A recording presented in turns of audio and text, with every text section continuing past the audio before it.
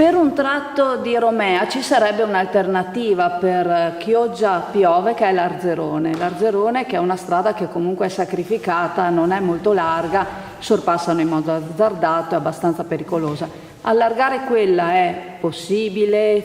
Si è pensata a una diversa struttura della strada, una possibilità? Allora, l'Arzerone è provinciale, esatto. Bisogna capire con la città metropolitana quali sono le intenzioni della città metropolitana, se la città metropolitana sta valutando.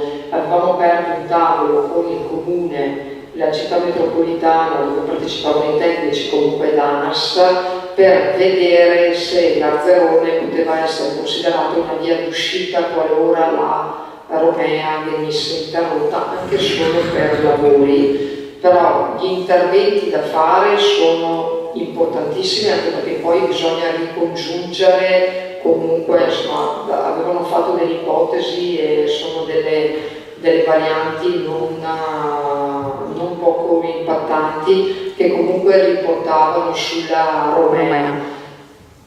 Ci stanno studiando, però le alternative sono due: o la città metropolitana stanzia una parte di soldi e poi magari facciamo stanziare l'altra parte di soldi da ANAS, in modo che le due necessità si parlino, però come regione non la stiamo valutando, perché essendo provinciale non è di nostra competenza.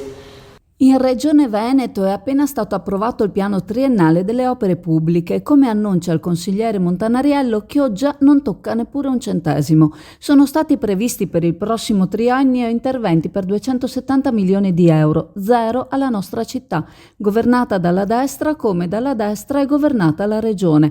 Montanariello ricorda l'Arzerone, alternativa alla Romea, e come una settimana fa la De Berti, interpellata proprio da me a riguardo, Zaia sottolinea che l'infrastruttura non è regionale ma della città metropolitana.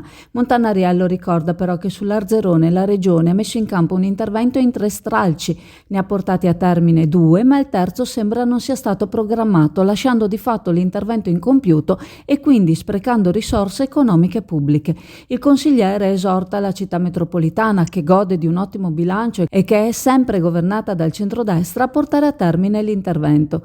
Siamo già al lavoro, è la risposta che Montanariello ottiene quando chiede di dipanare questa matassa, ma risultati non sembra si vedano. Non è l'unico risultato negativo che porta a casa Chioggia in questa partita, afferma il consigliere. Il secondo è il mancato inserimento nel piano della ciclabile Rosolina Chioggia Adige Brenta, che la regione afferma non essere di sua competenza, come invece figura essere lo stralcio Treviso-Stiglia. Secondo la De Berti è il comune che se ne deve occupare, intercettando i bandi messi a disposizione. Nonostante il passaggio in città fatto solo qualche giorno fa dall'assessore regionale alle infrastrutture De Berti, Chioggia e le aree a sud della provincia veneziana continuano ad essere, secondo il consigliere Dem, poco considerate.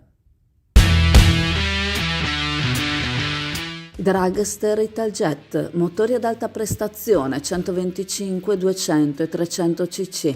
Telaio fuori dagli schemi con un carattere unico, una guida emozionante, fari full LED.